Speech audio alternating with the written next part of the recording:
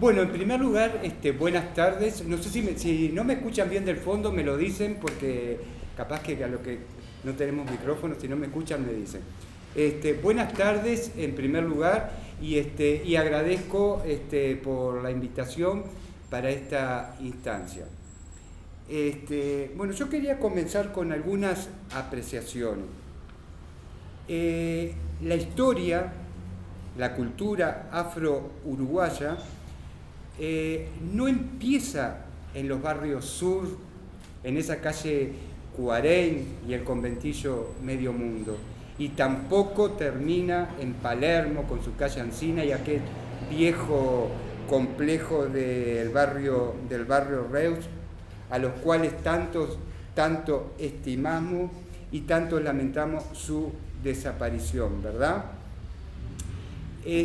Nosotros consideramos que el candombe es la máxima expresión de la cultura afro-uruguaya, por lo cual en el 2006, de acuerdo a la ley 18.059, se instaura el Día Nacional del Candombe, pero también se proclama al candombe como patrimonio de la República Oriental del Uruguay. Y ya en octubre del 2007, la celebración del Día del Patrimonio Nacional es dedicado a las tradiciones afro-uruguayas. Y en el 2009 la UNESCO declara al candombe y su espacio sociocultural como una práctica comunitaria que es patrimonio cultural y material de la humanidad. Y en el 2010 se conforma el Grupo Asesor del Candombe por una resolución ministerial. Razones estas por las que el candombe, de alguna manera, trasciende lo que es al carnaval y a lo que son las llamadas desfiles de llamadas en febrero. Pero la cultura afro-uruguaya trasciende a lo que es el candombe, porque la cultura afro-uruguaya, a nivel artístico, religioso, de las tradiciones orales y gastronómicas, existe una vasta cultura afro por valorar o descubrir en su justa dimensión. La cultura afro-uruguaya ha sido de alguna manera invisibilizada por la historia oficial, pero también debemos ser autocríticos que el colectivo afro-montevideano, concentrado en los barrios sur y Palermo, también ha invisibilizado al resto del colectivo afro-uruguayo y principalmente del interior del país.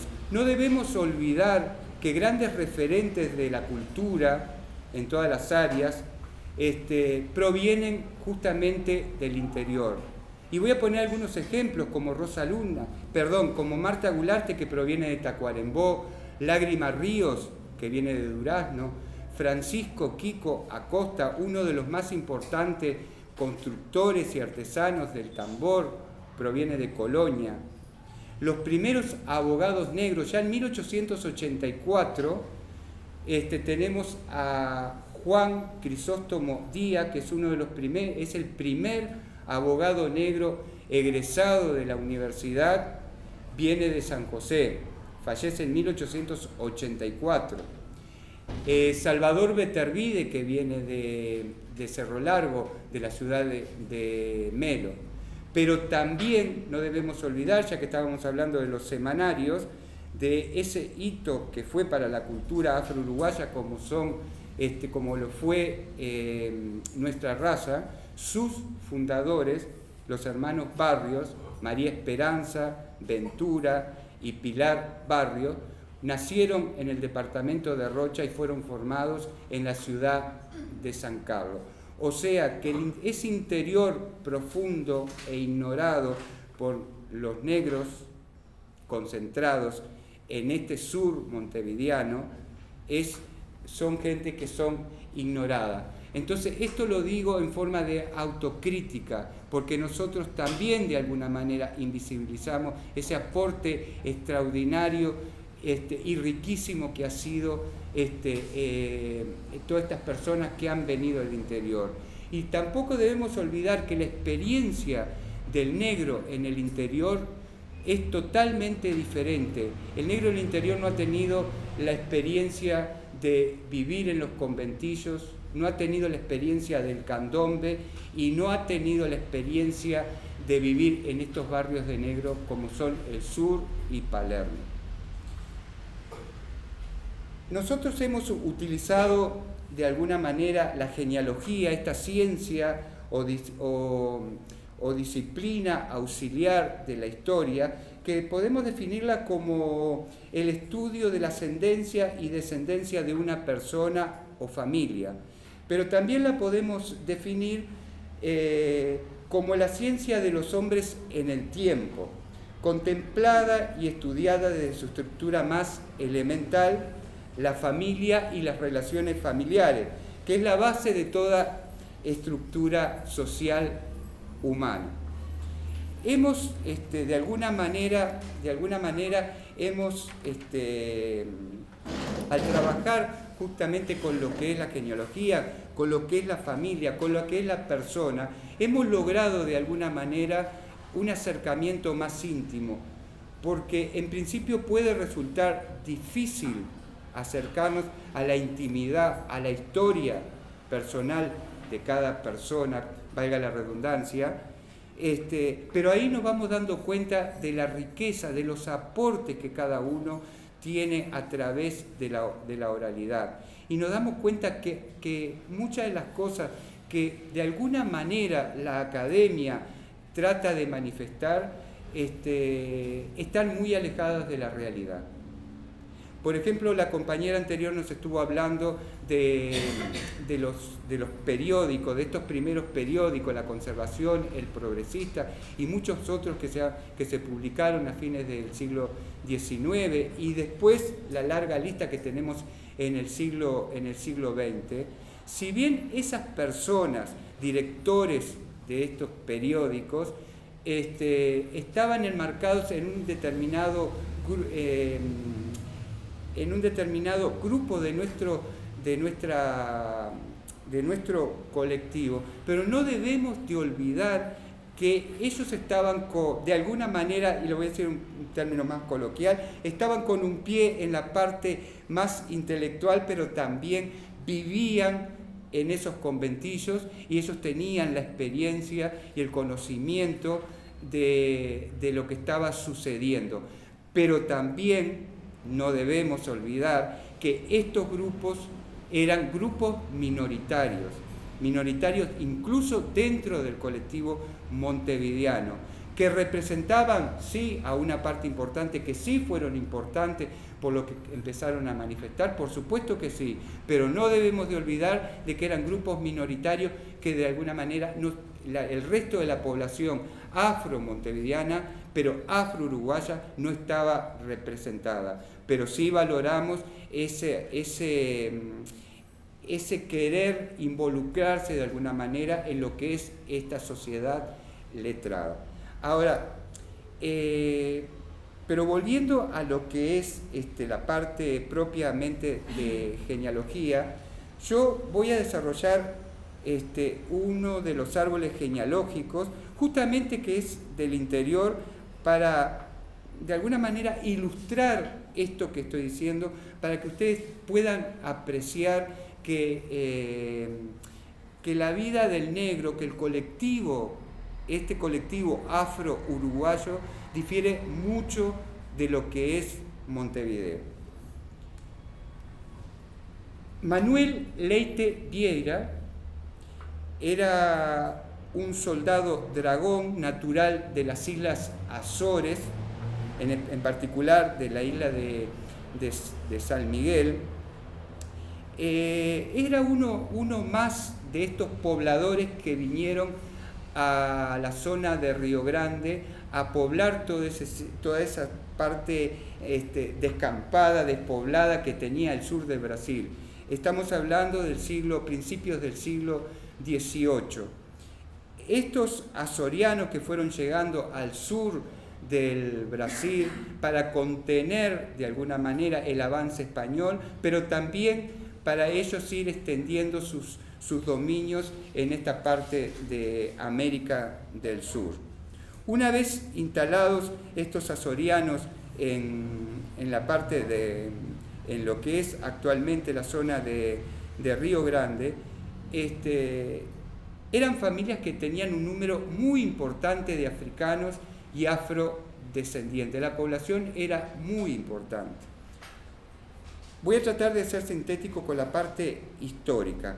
En su momento, desde Buenos Aires, el gobernador Pedro de Ceballos deciden desde la parte española detener ese avance portugués, y desde Buenos Aires parten las tropas de Ceballos hacia Río Grande para invadir y detener ese avance. Esto se da alrededor de 1763, donde invaden Río Grande y detienen las tropas y se rinden las tropas portuguesas. Con la población de Río Grande, esa población de Río Grande es traída como prisioneros, dicen algunos, otros los toman como que eran pobladores para fundar la actual ciudad de San Carlos. Pero me voy a detener en este personaje que es Manuel Leites Vieira. Manuel Leites Vieira tuvo 2 matrimonios.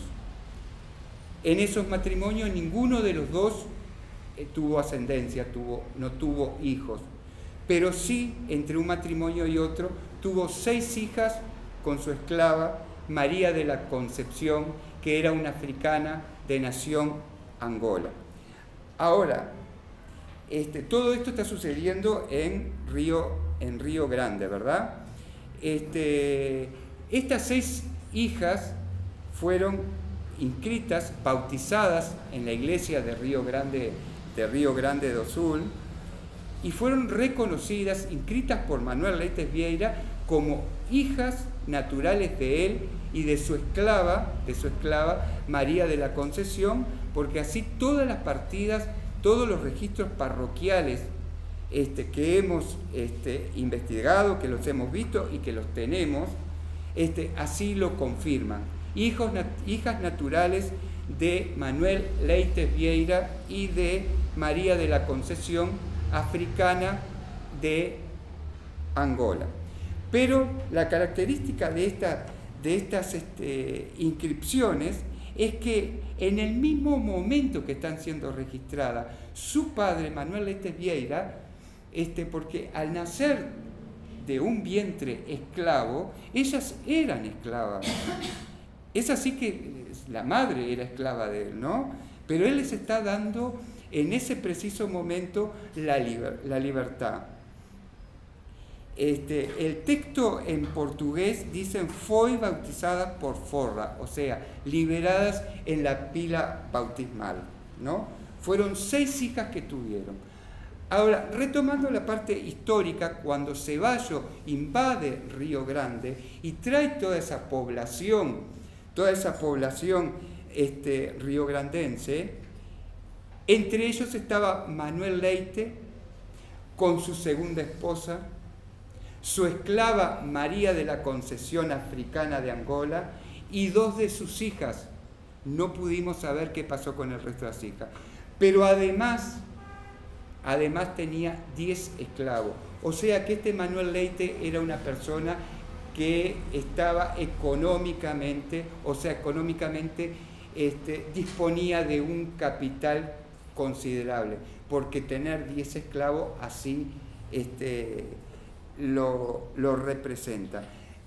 O sea que ese grupo, junto con el de otros que están llegando y son partes del elemento fundador de la ciudad de la actual ciudad de San Carlos, como dijimos, llega con 10 esclavos, pero también llega con 2 de sus hijas, que son estas hijas estas hijas que tuvo con la negra María de la Concepción africana de Angola. María de la Concepción, la esclava que tuvo los hijos, se casa en Maldonado y tiene sus hijos, pero ya es liberada. Dos de las hijas, Francisca y Juana, también se casan. Lo curioso de todo esto es que Juana Leite, ya siendo una negra libre, que se casa también con Alejandro Cabrera, que es natural de Buenos Aires y es un indio, por lo menos así lo dicen las partidas, suponemos que son de origen guaraníes, de esos indios que vienen de la zona de la zona de Santa Fe, de Corrientes, ¿verdad? Lo que queríamos en este caso es que Juana Leites, ella relata su testamento, o sea que era una persona que tenía bienes, que trata de hacer a través de ese testamento, de hacer un inventario. Y ese testamento se encabeza de la manera siguiente: en el nombre de Dios nuestro Señor Todopoderoso y con su santa gracia, amén. Sea notorio como yo, Juana Leite, de color pardo, natural de Río Grande, de San Pedro, Reino de Portugal, vecina del partido de José Ignacio, jurisdicción de la Villa de San Carlos, de estado viuda de Alejandro Cabrera, que era de la ciudad de Buenos Aires, hija legítima, dice acá, hija legítima de Manuel Leite y de María de la Concepción, vecinos del mismo Río Grande, ya difuntos. Ella tiene una edad de 56 años, que está enferma de un peligroso accidente, que por la divina misericordia, en mi libre juicio, cabal, memoria y entendimiento natural que Dios nuestro Señor ha sido servido darme, creyendo como firme y verdaderamente creo en el soberano misterio de la Santísima Trinidad, Padre, Hijo, Espíritu Santo, tres personas distintas y un solo Dios verdadero. O sea, que era católica, lo era, ¿verdad? Luego sigue diciendo que está de esta manera ordenando su testamento y su última voluntad en la forma siguiente. Luego, en puntos más adelante, ella hace un inventario de su capital, y me gustaría que prestaran atención en qué consiste el capital de Juana Leite, nacida esclava y liberada luego.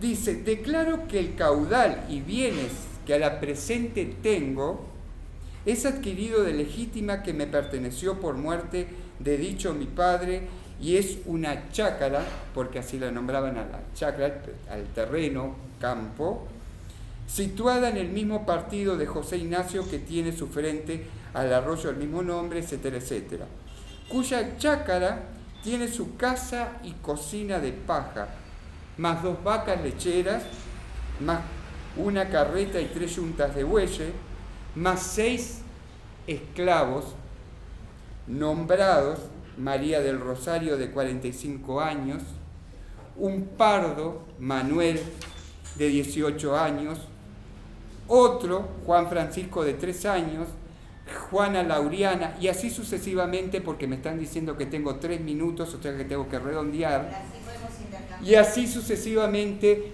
como Juana Leites, hija de una negra africana esclava de Manuel Leite, ella naciendo esclava, luego liberada, ella amasa una fortuna y tiene sus esclavos. Esto está en testamento.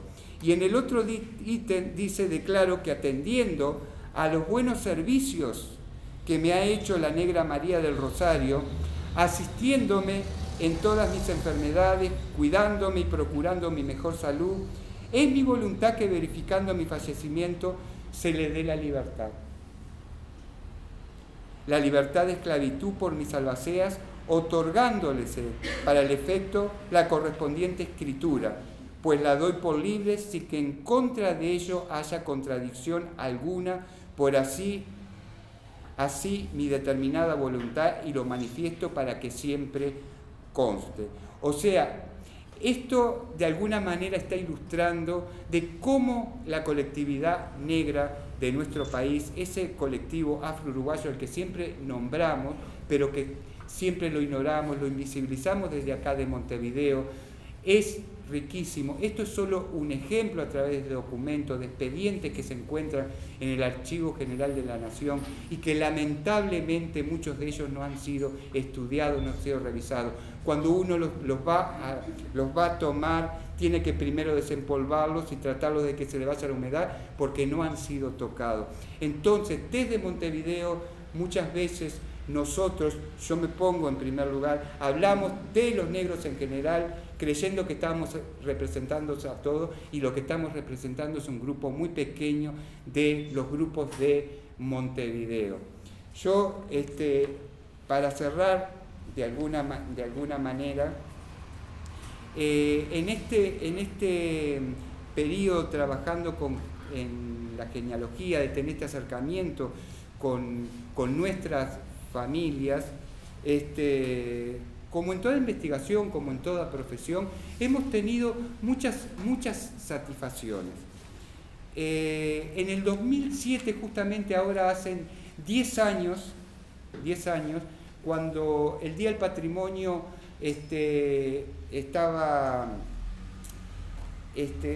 homenajeó a la cultura afro-uruguaya, que estuvimos trabajando en unos eventos en la Asociación Cristiana de Jóvenes sobre también genealogía afro-uruguaya. Una de las satisfacciones fue que se acerca una señora que yo hacía muy poco que conocía, y me hace entrega de un mapa muy antiguo, que era el continente africano con las distintas colonias portuguesas en esa costa africana, con una simple nota, muy pequeña, que yo se las quiero leer, que dice: Jorge, este afiche, o sea, el mapa que ella me estaba obsequiando, ese afiche colgó en mi pared por mucho tiempo. Ahora pienso que lo guardé porque tú lo estabas esperando. Puede ser que tus africanos y mis portugueses se hayan encontrado en un rincón de la historia. En este caso, te pido disculpas por lo que pueda haber pasado. Esta señora es la ingeniera química Manuela Techera, que consta en este momento con 90 años, y tenemos el gusto de tenerla presente, que más allá tiene...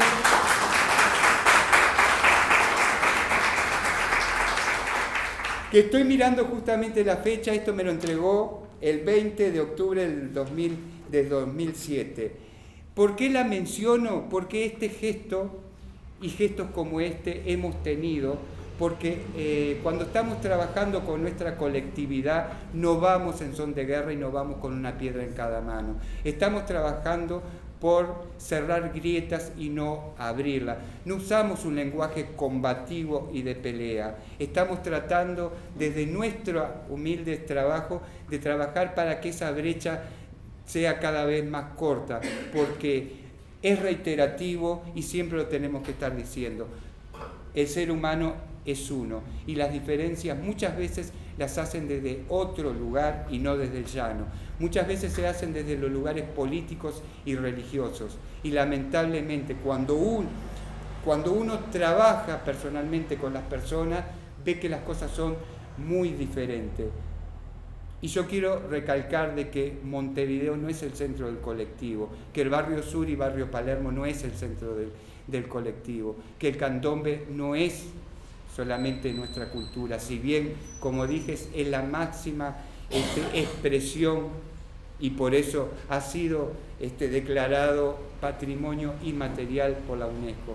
Pero nuestra cultura es mucho más. No nos debemos olvidar de nuestros plásticos, de nuestros escritores, nuestros pensadores, que esos sí están invisibilizados. Gracias.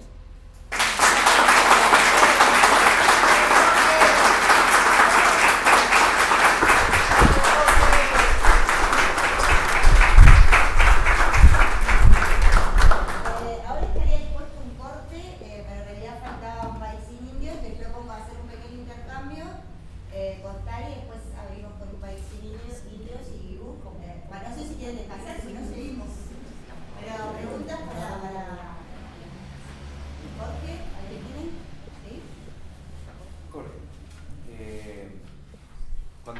lectura del testamento de esta señora.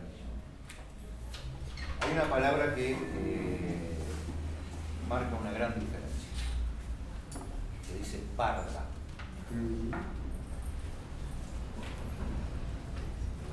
Y esta parda tenía esclavos. O sea, hay un concepto ahí. Sí, creo que la profundidad de ese concepto llega inclusive hasta Argentina, en el cual yo viví en El Salvador de Bahía situaciones en las cuales vi al mulato discriminar al negro. O sea, en Salvador de Bahía, donde va un blanco y se sabe que es turista. Pero vi al mulato discriminar al negro. Bueno, no debemos olvidar de que la discriminación ya de por sí es innata del ser humano. O sea, que no nos debe extrañar que discriminemos todos, de alguna manera discriminamos, ¿no? O sea, lo que estamos tratando hoy, siglo XXI, es de trabajar para ser menos discriminadores. ¿No? Estás hablando de 1760 y pico. No, yo te estoy hablando 220 años después. Claro. Se seguía dando la misma situación, lamentablemente. O sea, entonces, yo creo que es ahí donde hay que tratar de trabajar, o sea, en las generaciones que están llegando. Pues ya quizás las mayores las perdimos. Pero trabajar en esos conceptos. Bueno, los primeros periódicos, no los del siglo XIX, sino ya los primeros periódicos que se empiezan a sacar en el siglo XX, estoy hablando de La Vanguardia, La Verdad y después, sin lugar a duda, Nuestra Raza, María Esperanza Barrios, que justamente era de San Carlos, ella. Y tengamos en cuenta que estamos hablando del interior, de un interior muy profundo, que no tenemos las comunicaciones que tenemos actualmente. Estamos hablando de María Esperanza Barrio, que con apenas 20 años, siendo una mujer negra desde ese lugar, ya en ese momento ella peleaba, luchaba, porque la educación era el medio de lucha como para salir adelante, ¿verdad? Para que esa brecha de discriminación, de racismo, fuera cada vez más pequeña, y se dirigía justamente al colectivo afro-uruguayo, ¿no? O sea, todos los editoriales que ella escribe desde San Carlos, desde Nuestra Raza, en 1917, y yo vuelvo a remarcar, es una mujer, es negra, es con apenas 20 años y desde un pueblo del interior como era San Carlos, ya desde ese momento de sus editoriales. Y lamentablemente esa persona, María Esperanza Barrio, ha sido invisibilizada. No solamente invisibilizada muchas veces por nuestro colectivo, sino por el grupo de mujeres feministas, por ejemplo, que no la toman. ¿Por qué? Porque es negra, ¿no? Entonces no tiene valor, pero se desconoce lo que ella trabajó, lo que ella hizo. Iris Cabral, que era de Rocha, contemporánea a María Esperanza Barrios, fue junto a Maruja Pereira, que era de Tacuarembó, fueron de las primeras mujeres que trabajaron y que tuvieron la iniciativa de crear el sindicato del servicio doméstico, que luego se vio reflejado en una ley. ¿Quién las recuerda?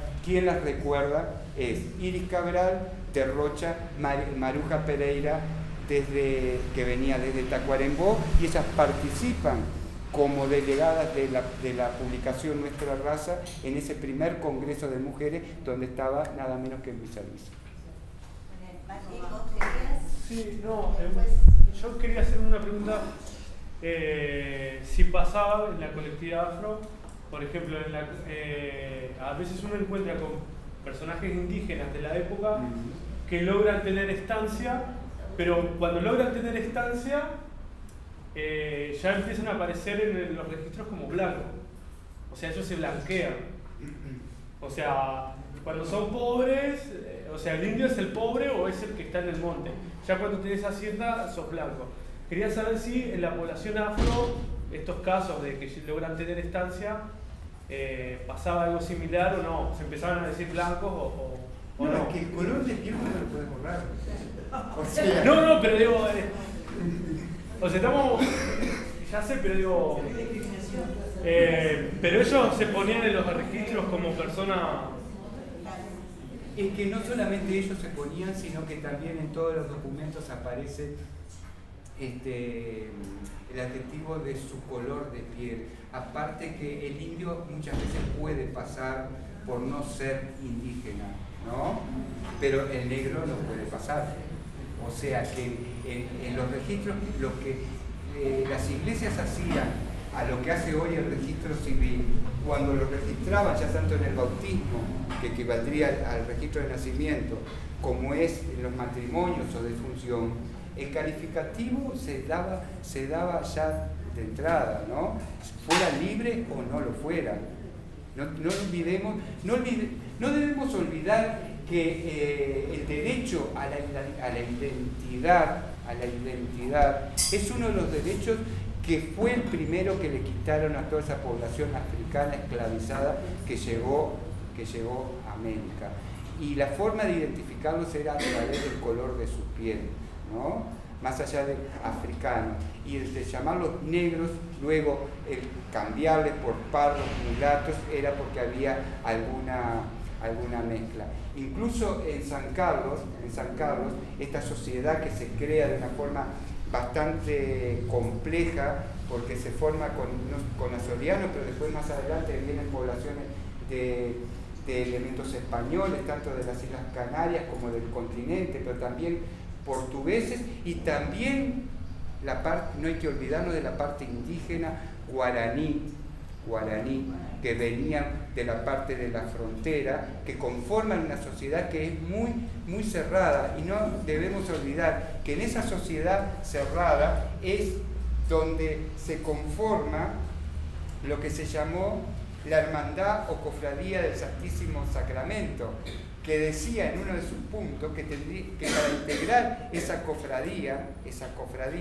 tenía que ser limpio de mala raza de indios, ni descendientes de ellos, ni de moros ni mulatos, que sea de buena vida, forma y costumbre, ni tenga vicios notables que le haga infame de hecho o de derecho, que no reciba en ella ninguno que, aunque no tenga defecto a lo referido, sea casado. O sea, no podía ni estar casado con una mujer que tuviera alguna mancha indígena o de negro, ¿no? A esta cofradía pertenecían grandes y medianos propietarios de tierra, como los amos esclavistas de las familias esclavizadas que la genealogía nos permite de alguna manera desarrollar y conocer ese contexto social de esa población afrodescendiente que no es la montevideana. Vamos a la palabra Grace porque nos varía de bueno, me encanta la jornada, me parece fantástica. Me da la sensación que en algunas cosas estamos como fuera de contexto histórico. A ver, el derecho de la identidad, si bien es natural, nace con nosotros y todo lo demás, como derecho no se reconocía. No existía ni siquiera el derecho de la mujer ni el derecho de los niños. Entonces digo, lo mismo me pasó cuando en la otra charla, yo entiendo que cualquier medio de prensa, negro, blanco, azul, amarillo, celeste, elemental o no, autodidacta o no, con faltas de ortografía o no, es un medio de prensa, es un medio de comunicación, sea lo que sea. Un poema es un medio de comunicación, pero en la comunidad chiquita, porque no somos una comunidad ni como la brasilera, ni como la cubana, ni como la centroamericana, que llegaron a tener 50, 60, acá hubo también un 50% de esclavizado, ahí está Jorge que me puede resolver si lo digo cierto, hubo una cantidad enorme de esclavos, esclavizados, pero se fue perdiendo. Pero en esas comunidades de otros países hubieron muchísima cantidad y se mantiene el porcentaje altísimo. Para una comunidad chica que no tenía acceso a la educación y a la cultura, haciendo el esfuerzo impresionante que hacían, haciendo la emisión de sus diarios y sus periódicos, estoy hablando del siglo XIX, ¿no? Que le hacían que otros leyeran de repente esos pocos periódicos porque había algunos que no sabían leer. Si eso no es medio de comunicación, no sé qué es. Para mí es un medio de comunicación. Semántico, no semántico, con las letras, con las palabras, no sé, digo, es un medio de comunicación. Yo estoy acá hablando y estoy haciendo un medio de comunicación. Las conversaciones que ellos tenían eran un medio de comunicación. Cuando tocaban el tamboril era un medio de comunicación. Ahora, hay un detalle, que yo con Jorge, por ejemplo, tenemos una cierta diferencia en eso. Es muy difícil, habría que ponerse en la piel en el momento, en ese siglo, una comunidad despreciada, postergada, que hasta se tenían que poner guantes para poder tocar cosas de los blancos, que a través de una ley adquiere la calidad de ciudadano, no le importaron a los demás ni a la sociedad, se habían perdido toda la sangre durante las guerras, eso no le importaba. No adquiría su condición de ciudadano, era libre pero no era ciudadano. Las comunidades letradas, lo que creo yo que hacen es a través de un esfuerzo muy grande, un gran sacrificio, porque mucha gente no entiende el gran sacrificio que hacían, se puede traslucir a través de algunos textos, de postergar muchas cosas, muchas costumbres, muchas tradiciones, pura y exclusivamente para ser aceptados. Y voy a irme a otro lugar que de repente parece tonto, viste, que la comparación, pero creo que es lo más cercano que tenemos. ¿Cuánto tiempo pasó la comunidad gay escondida, que le decían en el closet porque no era aceptada? ¿Cuánto tiempo pasó? ¿Y cuánto esfuerzo tuvo que hacer la comunidad gay para ser aceptada y hoy tener una ley que les permite casarse, que les permite esto, que les permite... ¿Cuánto tiempo? Caramba, a ver, ¿por qué la comunidad negra no pudo pasar igual? ¿Por qué estos que eran y estos eran más buenos y estos eran más blancos? No, todos hicieron a través de su lucha y de sus manifestaciones lo que podían hacer, de la forma que podían. En una sociedad pacata como tuvimos nosotros, y mediocre muchas veces del punto de vista que parece que no queremos crecer, porque todavía tenemos alguna cosa que no queremos crecer, la única y el único medio y herramienta que tenían era la educación y estar manifestándose a través del libro, de la escritura, del periódico. Y eso lo dice María Esperanza, una gran defensora, que permanentemente en todas las editoriales dice a la mujer, mujer, que los niños estudien, los niños tienen que estudiar, los niños tienen que prepararse. Caramba, hasta la ministra de Cultura ahora dice lo mismo. Hasta el presidente dice lo mismo. Entonces, era un medio de comunicación, no había fax, no había tele, no había televisión, no había nada. A ver, era el único medio. Y cuando se juntaban en el candombe, hacían otro tipo de cosas. Pero ese tipo de cosas era lo que muchas veces no les permitía interactuar con la sociedad. Entonces no era que se rechazaba, era, se estaba luchando para ser integrados y dejar de ser ciudadanos de segunda. Entonces, a ver, esas distancias, ¿verdad?, que se forman, los negros che, los negros ustedes, esas distancias son hasta injustas dentro de la misma comunidad. Porque cada uno a su manera y a su forma hizo la lucha para ser integrado como un ciudadano.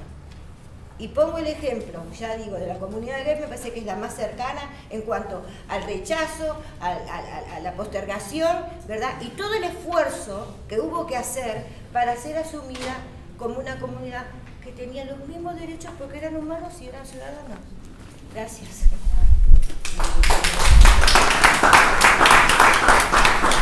Bueno, ¿alguna pregunta más tenías tú? Y pasamos, no hacemos el corte porque ya se acabó. Si tienen, no, pero si, a no ser que estén muy cansados. No, Jorge, yo quería, en primer lugar, saludar a Jorge y felicitarlo porque yo cada tanto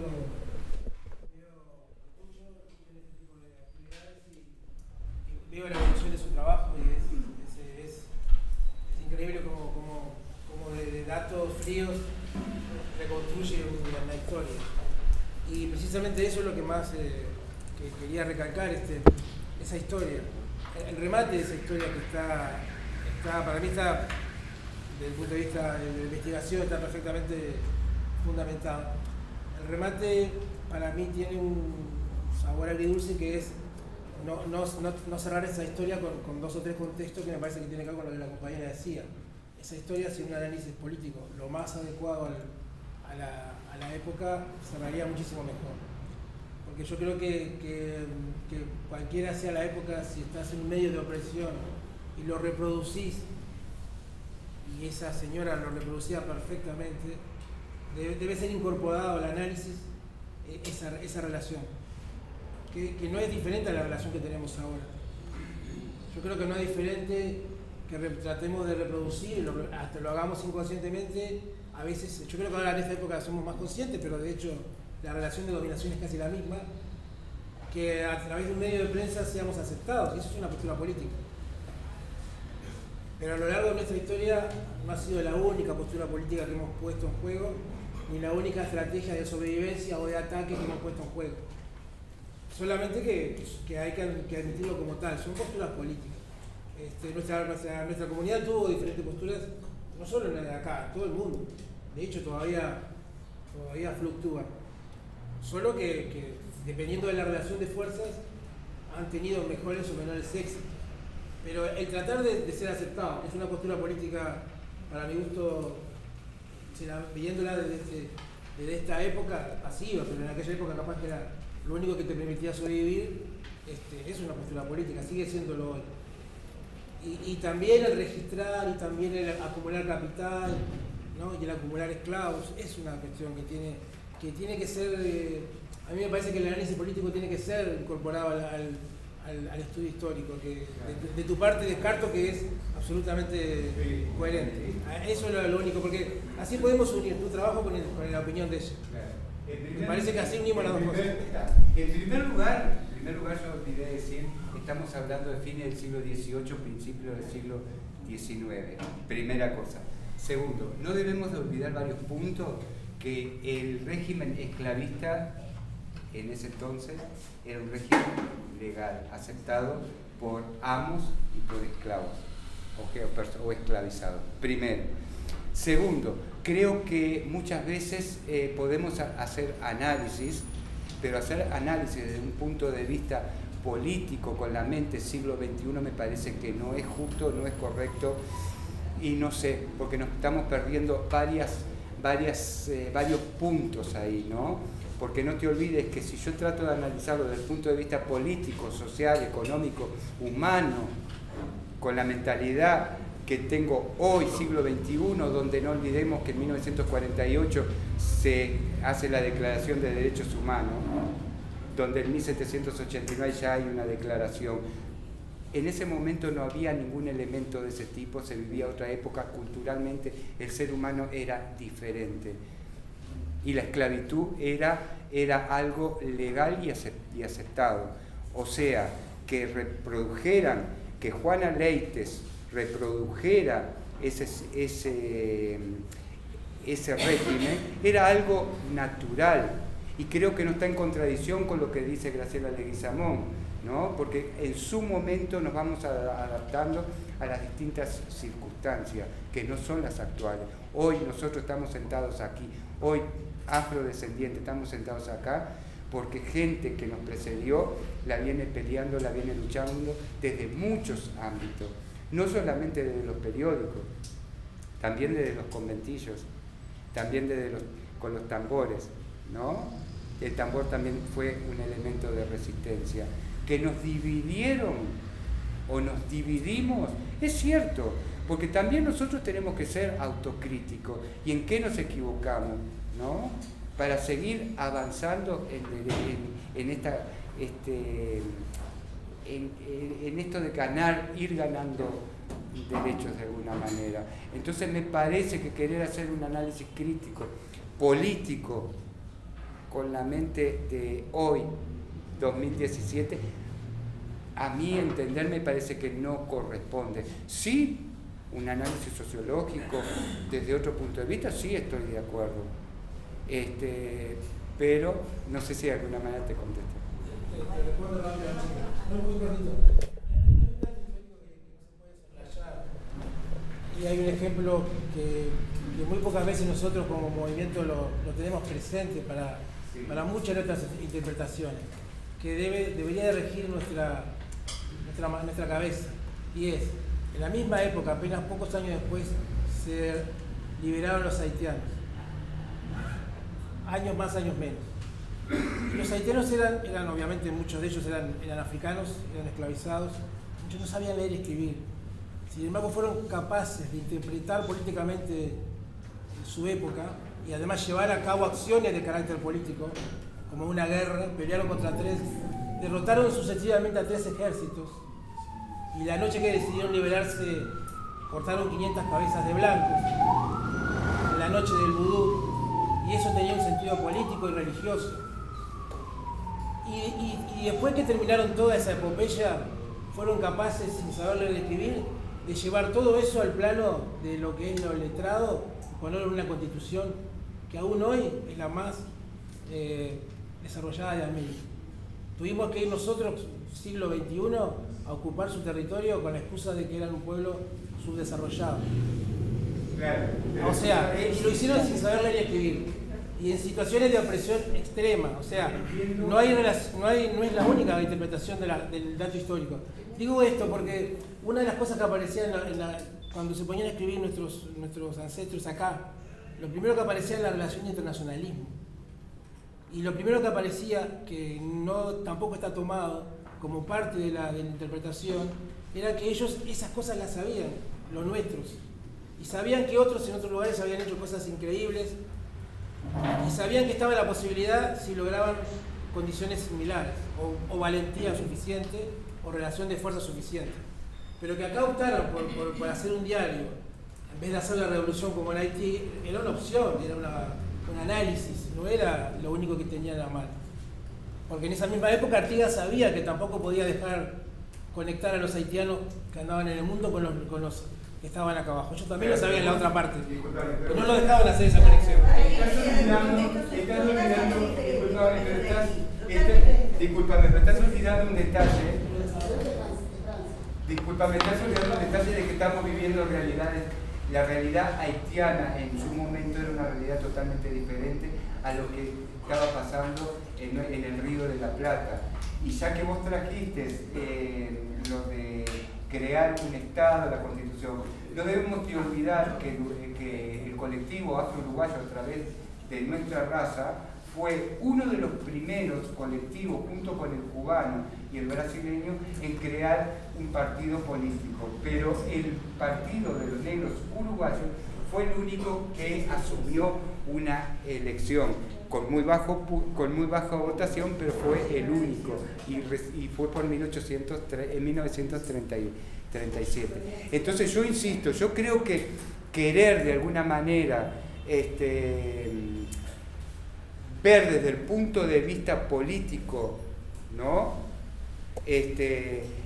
Realidades de hace 200 años, 300 años, con la mente de hoy, 2017, o sea, no es que considere que sea un error, yo considero que hay que tener mucho cuidado. Y ojo que yo no estoy hablando desde un punto de vista académico, porque yo no lo soy.